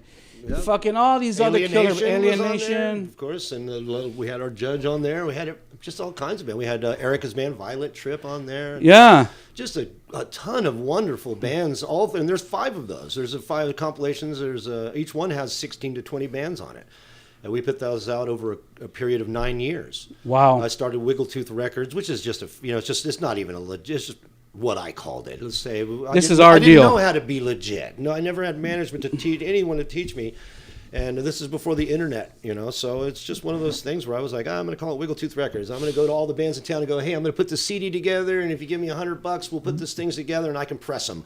And then everybody gives me $150, and we put it all together and I press it and whatever. That's it. And that's what we did. And I told the bands, I said, I'm going to make 1,000 CDs and I'll give each one of you 50 CDs. So if there's, 16 bands, and that's nearly every one of the CDs goes to them because they're paying to be on it. Yeah. And that way they could either sell them or give them away, and they start promoting and get things moving for the scene. But I wasn't the only one doing that. I also don't want to take credit for just like being the first compilation. Of course, we had the 99.5 homegrown stuff that came out many years before, way back. Yeah. And then don't forget about Tony Torres from Zombies, as well as Steve Freeman. They did put out the Zombies compilations in the back of some of their magazines, when the Edge magazine. Oh yeah, I Okay? remember They that. had Yeah. those- They were probably the first ones to really promote the scene in that aspect. Is Zombie still around? Yeah, Zombie's still there, but it's basically a karaoke bar now, kind of. I think I haven't been there in years, but Does it's Steve there. still run it? Steve runs it. He's married another. He's with a beautiful lady, and yeah, they. But it's just a karaoke. They don't do They- live shows there anymore. They do. They still do shows, I believe, on the weekends. I don't know. I don't know. I don't go there anymore. Yeah, me I neither, don't man. drink anymore. You know, I have to Yeah. avoid the bars. That's so tough, man. I love to drink. Well, you know, I'm glad. Where's my beer? You gotta do what's best for you. And as we Yeah, I'm become old now. older, tenured people, you know, we gotta take care of our health and you know. I think that by quitting all those things I did years and years ago, I'm actually living those years that I got extra right now. Like I'm Probably. in the, I saved those. These are my saved Probably. years. We were talking off camera, and we won't mention names, but you know, some people just they're not stopping, and I'm Yeah. like, dude, I tell those friends, I'm like, dude, come on, you're like 50 years old, you got to stop You that gotta shit. stop. I've had the opportunity to perform. I mean, not perform, but write music with a few people, and even recently, and it's just. I can't do it if everyone there is so It's fucking high, high. man. I'm like, guys, you know, we're Yeah. not 20 anymore. You know, I understand. I mean, let's smoke it, whatever. You want to Yeah, smoke yeah. a joint or something? Smoke a cigarette. or whatever. But Yeah. like, don't just be so fucked up, man. We're Yeah. fucking. It's just a problem. It's an issue. Yeah, I can't yeah. even look at you when you're like that. Yeah. And that still happens, and it's just hard to get with musicians. If some of these guys are really talented, and it's just buried in alcohol, you know, it's sad. It's really not their fault, really. Sometimes the sickness, bro. addictions- It's a sickness. It's a sickness, Sickness. and some people I was can't a- get out of it. I was an alcoholic for countless years, so and I didn't know I was doing all that cocaine and running around like a jackass. You just don't realize how Yeah. stupid you look Yeah. until you're not that person looking back at the Right. videos. I watched a video. I'm gonna tell you the truth. I watched a video. That video you were talking about, where we were inside there and the room is loud. Yeah. I watched that the other day. I didn't make it a minute through that thing. Yeah. I was so embarrassed of how I was. Yeah. Acting. I was such a pompous little jackass trying to, not really pompous, just crazy. And I think you were the calmest one in the group. We're looking back at that video. was Brad really- was fucking wasted. I always knew when John we were Frugia interviews- was pretty solid. I always knew that I had to be the one to try to talk. Yeah. And John was always solid, like you just said. Yeah, So it's John gonna was be always him and I solid. that are talking to you, like, what's coming up next? You got to ask him or I. But I was, you know, it was just too much. At Yeah. some point, you got to get your head out of your ass and get to the fact that this is going to be a business, and you got to treat it as one. Sure. Do you, at this point, do you still want to pursue doing something original? Now, that is my main thing. I try to tell people all the time. If I really love to only do original music. That's why I'm not Yeah, playing yeah. anymore, because everyone wants to do a cover Cover band. There's so band. many cover bands, but they make money. They're like, well, Sure. we're making money. I'm like, well, that's not what it's about, guys. Sure, Like, not for me. If that's what it's for you, that's Yeah. cool. Go pay your bill. But for me, I kind of want to I wanted to make myself something else, and I want to get somewhere. I want to represent. You want to be artistic. That's it, man. I like to create. This is my thing, yeah. It's my lyrics, my fucking Yes. rhythms, yeah. Well, just that. I'm just being able to hear someone something original from their. I love to watch guitarists create, because it's like it's never been something that's never been. It's like a painting that's never been painted. Just watching them create and then adding my thing to it. I'm like, wow, we just created art. We didn't make up a song, and that's what I want. I feel that it is an art. So yeah, it was always about getting somewhere. I didn't really care so much about being rich from it, but I definitely wanted a record deal. I wanted to be out there, you know. Just a working musician. Yeah, I wanted to be a working musician, and I still feel that I have the ability to do that. I've had some offers lately where people are like, "Hey, will you come in and do like a side track, do a backing track, or do a?" Sure. I'm like, yeah, let me know when you're ready, and I'm there. Please Let me write send my you own my lyrics. my fee sheet. Let me write my own lyrics. Is all I ask. My fee sheet. Well, I wouldn't even. I don't even need- I Fuck, don't you even need should. that. You should. See, that's why I needed management. You There you go. should. You just proved it. You should. We got really far with So that. if the opportunity came up for you to be like in a new original band with some quality people, would you do it? Yeah, I just actually had an opportunity recently to go out and play to jam with some people, and the only reason why we didn't keep it together is the practice place was a little too far. It's we're talking about a long distance here. Yeah, yeah. And to be able to, at my age, to be interested to drive that far, to go all the way out of town, to go to a practice place. It's just not my. It's not feasible. It's not feasible. In this day and age, we should be able to pull it off even from home in some Yeah, ways, yeah. writing. But yeah, I would be interested in being with a band that was mixing a little bit of covers with a whole lot of originality. Yeah, yeah. Yeah, I think that's why Ronnie J and I didn't work out. It's not that we didn't work out. It's just that at the time, Ronnie, he's doing a lot of cover stuff, and so we were working on mostly covers. It was going to be a cover band, and I wanted to do some original stuff. Yeah. You know, and I don't think it was anything bad on Ronnie. He's very particular who he's going to record anything. He knows I'm going to want to record originality. Yeah, with a vocalist. Oh, man. See, he's known for not working with many vocalists. He's all the music. So it's instrumental. Maybe after I this didn't interview, realize did you ever hear the last Watchtower record called Mathematics? Yes, I have Okay, it. and I listen to him religiously. the other singer, after McMaster left, what was the other singer's name? That other singer's name? I'm not sure what I forgot his forgot fucking what his name. name was. But he's the guy that did Mathematics. It's on the tip of my tongue. Though. Yeah, I know. There was only two. It was Well, it's not Alex, McMaster and not then Alex, this other guy. it's, Alex. McMaster and then this other guy. I forgot his fucking name. But It's on the I tip got of the my tongue. story of why McMaster didn't do Mathematics. And it was because of Ronnie, because he, like you just said, he's very particular about specific things. And especially. vocal style. So vocal things, right? Well, Whatever. he doesn't want you to get up there and go. Whatever He will thing. not play with you. If But you're gonna bark. McMaster was doing something that he didn't like, and so he told McMaster, "You're out," which is Wow. crazy. I don't know. I didn't know that. Yep, that is a true story. I heard it from McMaster himself, and Ronnie's the man, so he's gonna He is. make the calls, and but Well, look at Jason. What he's doing right now. yeah, Look at where he's at. Out Armored there singing Saint. he's out there filling for Armored Accept. Armored Saint. Fuck yeah, I'm so happy for him. I'm so No happy one's for done him. that from this whole area. I even put online. I was like, he's making history this year. One vocalist joining up with those legendary. They're bands. calling him up. That That's shows you respect, something. bro. That's respect. Jason McMasters. He's the Fuck man, yeah, brother. McMaster. Don't even ask me about my legacy interview with McMaster. I was like, how long was it, Thomas?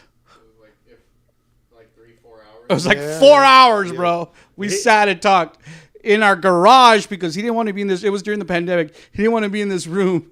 He said, we need to be outside where it's close. yeah, like we need to have some open air. Yeah, crazy, right? Well, he's amazing, man. He works with David. Him and David Glessner have their own.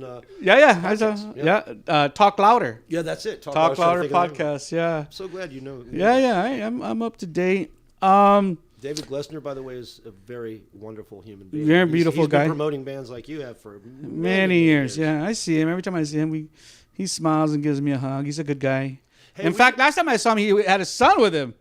I forgot what show already. I said, Rob, this is my son. I'm like, hey, man, what's up? He's a young kid. I think he was like 13. I gave him a hug. He's actually, I remember. I was talking about Jason McMasters, and we were talking about Tommy earlier. That's how I first met Jason McMasters. Was from my Tommy drummer, Haddock? Tommy Haddock from Thin Ice. Holy shit, Tommy Haddock. Yeah, I bet you didn't think we were going to mention you, did you? buddy? Oh, God, Tommy. Good old Tommy. We were talking about you off camera.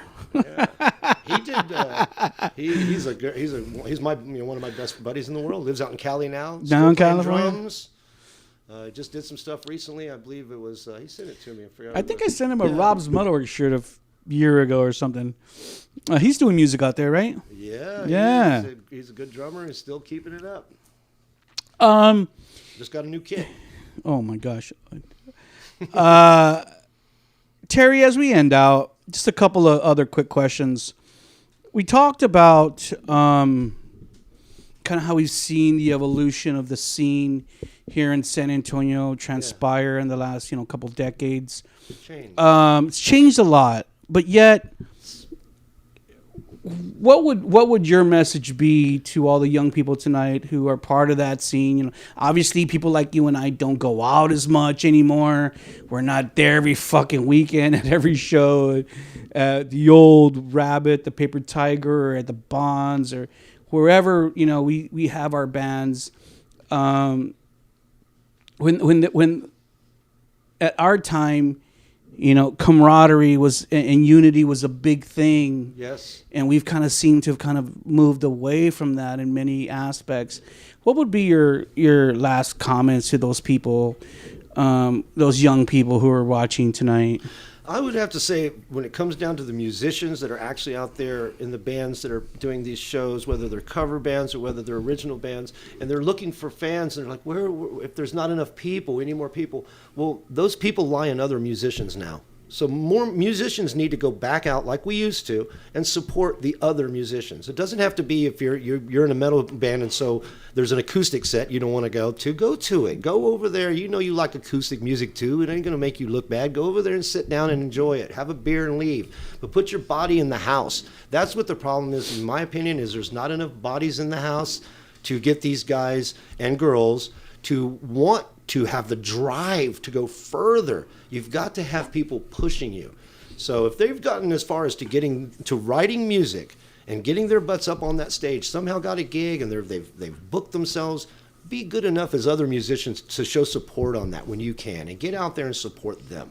But, it's like it always was with me. Go support. I used to go to every local show. Oh, man, I was out there 6 nights a week. Damn, bro. I didn't care who I was in front. I wanted to be right up front and show you, for even if it's just a half a song. Sure. Terry was up front. Terry, check this because out. It's not so much for me. It's so that they can go away and go, man, I wish other people would. And then it gets other people to do it. And then you've got all these people supporting up front so they can be seen up front. Hey, you were up, I saw you, yeah. You know what I mean? That's just what is the whole point, is to get everyone to... And that means a lot. It means a lot. To the musicians. A lot. Yes, sir. It means everything to me, is to get everyone to just connect and to truly support one another when it comes to the music. It doesn't matter the genre. I'm not sure if you remember this, but I remember, I can't even remember what year it was. I want to say like early 2000s maybe. I interviewed Rick Scarafa when he was still alive. And he was changing the format of the Rabbit and started doing acoustic stuff. Yes, he did. Remember that? Yeah. He was trying things. Yeah, and he was telling me, Rob, I do these metal shows and these little kids Punk come out. shows, thrash They're shows. not spending money at my bar. If I do acoustic shows, I have more adults here and they're spending money at my bar. I'm making more money. I love the scene, but still, I have to be a feasible thingy. That's right. And look at what happened after he passed. The Paper Tiger became exactly that.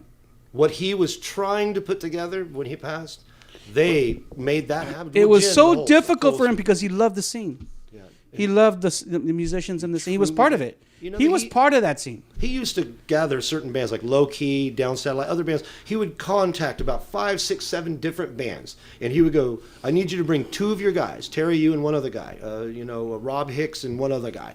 And it would just be so many guys, 2 or 3 of us from different bands, and he would invite us all to go to the steakhouse. And we would all go to the steakhouse. We'd just meet there. It was just out of the blue. And he would sit there and talk to us about music and what we're going to do next. How many of you guys are trying to get management? Where are you recording? Are we going to put out? Are we going to do a CD release? He tried. He really cared, and he didn't do that once. He did that. I went to those steak dinners numerous times.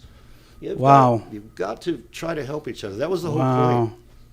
Wow. I miss him because when it comes to getting people together anymore, they're like, fucking I ain't got time for all that, man. It's a whole different world. And it's like, well, good luck with that then, bro, because the rest of us used to support one another, and there were huge freaking crowds there, and it was nice. We didn't even have to be that good, and people were there, man.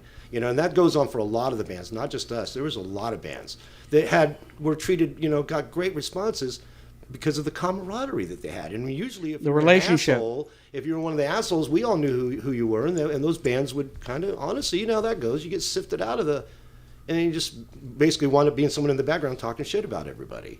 It's all about relationships, my friend. Yeah, all about, you know that. Yeah. I don't have to tell you that. You know that.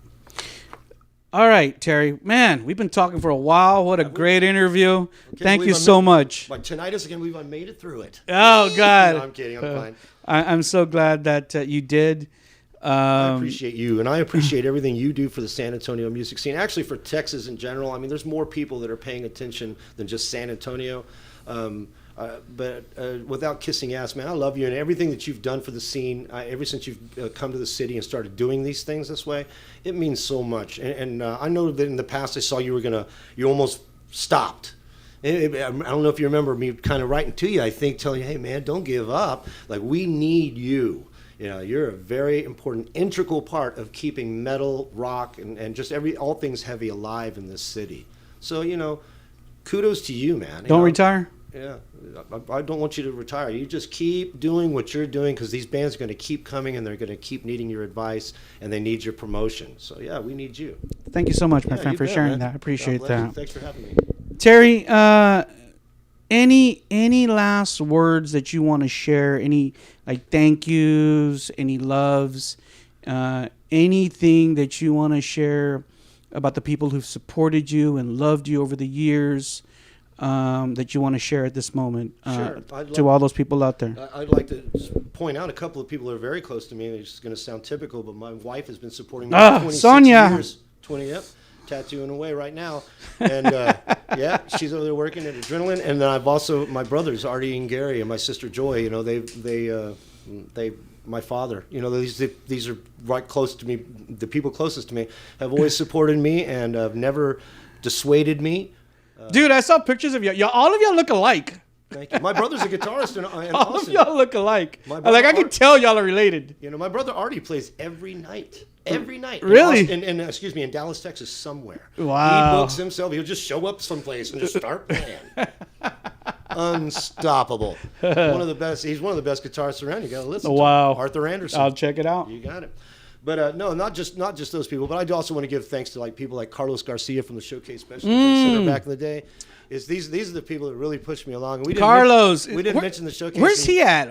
He's out there. He's playing blues. I heard a rumor that they were going to bring the Showcase back, that he was going to bring it back. I would love that. I still remember 3625 West Avenue. Oh, God. And Like like 30 years. keg beer, like 50 cents a little cup. Dude, the parties there were insane. And I could smoke weed in there. Yeah, and he could. wouldn't tell me shit. That's right. Yeah, wow. Amongst other things. Yeah. That was a long time ago. God, Carlos, man, you should bring the Showcase back, bro. I'll help you. Yeah, he's a good. I heard he plays bass. I know he's got a company that he had started, like an audio company for cars. Yeah. Like that. But he's just a wonderful human. I I started Rob's at the Showcase. That's where we first started shooting shows, was at the Showcase. There you go. Las Cruces, Heavy stuff. Manhole, Typo Negative. Wow. Yeah, look, Manhole right there. Wow, well, that's cool. Yeah, dude, I'm telling you. Wow. Oh, I used to love to hang out there and party there. Death Angel. Yeah.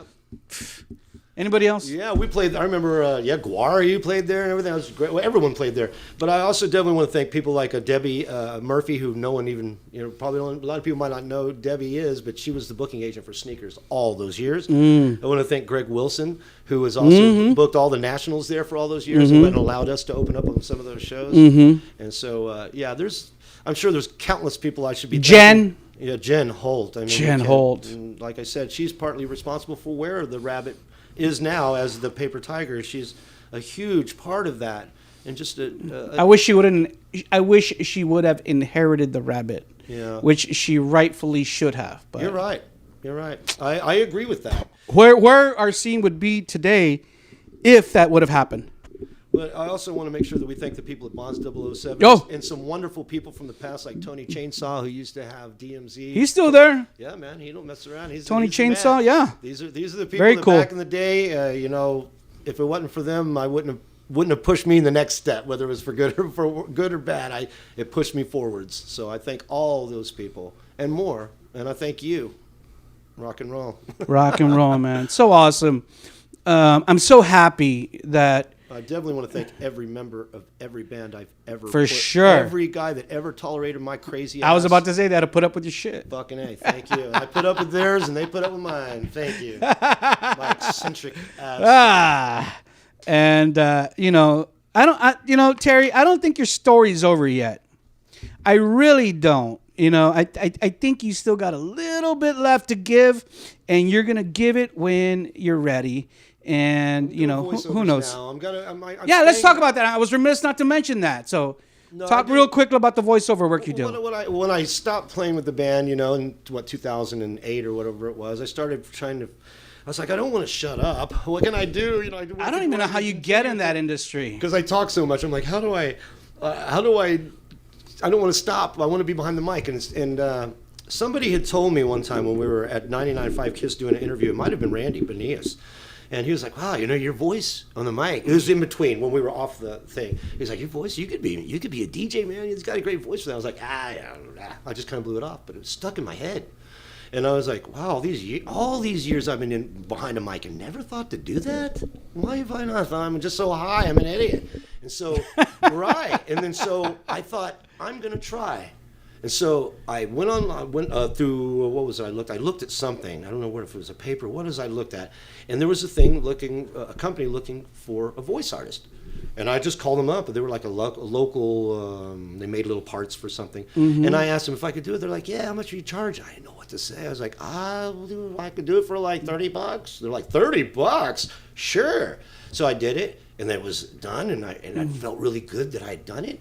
It was a little recording, wasn't that great? But did they have their own little recording? No, I did. You had to do it. I had to build it myself. And then you sent it to them? The recording wasn't the greatest, but they didn't know because they're not professional audio people. They were working in a little part store. Yeah. So they didn't hear the little pops and crackles that were probably in it. Yeah. And I had done my first one. And isn't that how everything begins? Yeah. And I was like, I am going to do this. Just like with anything else I do in life. If I'm going to get married, I'm going to do it. If I'm going to be in a band, I'm going to do it all the way. So with this, I was like, what can I do? And I started calling up places like Red McCombs and 99.5 KISS. How do I get asking them questions?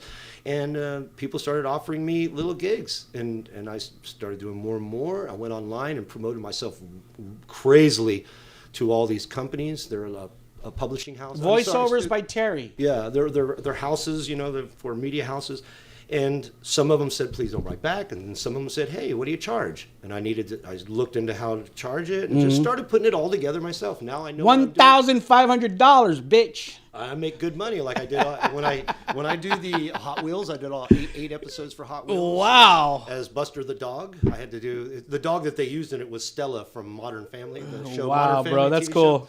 And I did 8 episodes of that, and then I just recently did the Spotify ads for Resident Evil Village. Did all those for Spotify. Wow. Yeah, I'm in a lot of. So now, as your resume continues to accumulate it, I'm assuming it becomes a little bit more easier to get gigs. Oh yeah. Dude, look at my resume. Yeah. Now you can send people shit and say, listen to what I've done. Look at the actual animations with my voice. Yeah. I do narrations for. I just did the announcement. It's a narrator for the movie Man of God, which stars Mickey Rourke. I just did that recently. Wow, dude, that's so cool. Yeah, so I'm so happy for you, bro. Thank you. It means the world to me to still, like I said earlier, to not have to shut up because I love to talk. I remember when I told my dad, I said I finally quit the band. I'm out, and I said. But I'm still I said, but now on the mic. I told him, but now I'm going to do voiceovers. And my dad's response basically was, he's like, we've been trying to get you to shut up all these years, and now they're going to pay you to talk? And I'm like, yeah. He's like, good job, son. Yeah, that's the best gig ever. Something to that effect. That's the best gig ever. I'm sure Sonia loves tattooing, and you love talking. So yes, sir, I do. What a great life, because some people live their lives doing things that they hate. And life's too fucking short. Yeah, you can do whatever you want. Just get out there and do it. It truly is like that. I mean, it might not be a bunch of money in it, but do what you love and you'll be happier at least. Be happy. And that's worth everything. Dude, I could go on and on telling you stories. I'm on the phone all day, answering for a company. That's my day job. I work from home as a day job for 9 hours, and then I do voiceover. Yeah, that's cool. That's a little nice dinner money and party money. Yeah, whatever. Basically, never shut up. Or a little Colorado trip money and stuff. Yeah, I get it. Just got back from there. Yeah, that's awesome, bro. Puerto Rico in 2 weeks. Nice. Yeah, buddy. My little girly friend right there wants to go to Puerto Rico too. So go with us. Yeah, I gotta get her to Colorado first. We're gonna go next year. So that's beautiful, man. I'm so happy for you, and I'm so happy that you took the opportunity to come down here. I remember, like I told you earlier, when I was thinking about, interviews, I was like, I need to get this guy in front of our cameras to have this conversation. It means a lot to me that you did, because I'm as cheesy as it sounds, it's not about being forgotten or anything. It's just, it's past me now.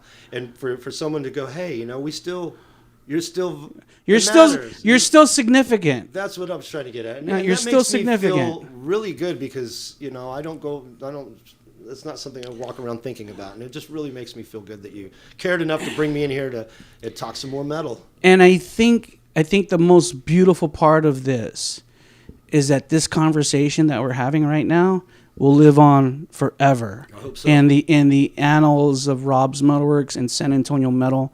This video will live on forever, bro. That's awesome, man. Thank you. Long after I'm gone and you're gone, Right. people will be able to look back and say, yeah, this was a very significant person in our metal scene, just like, Scott Womack is and Harlan Glenn is and all these Those other people. mean so much. Yeah. I And love those people. and the next generation after that, you mean so much to those people too.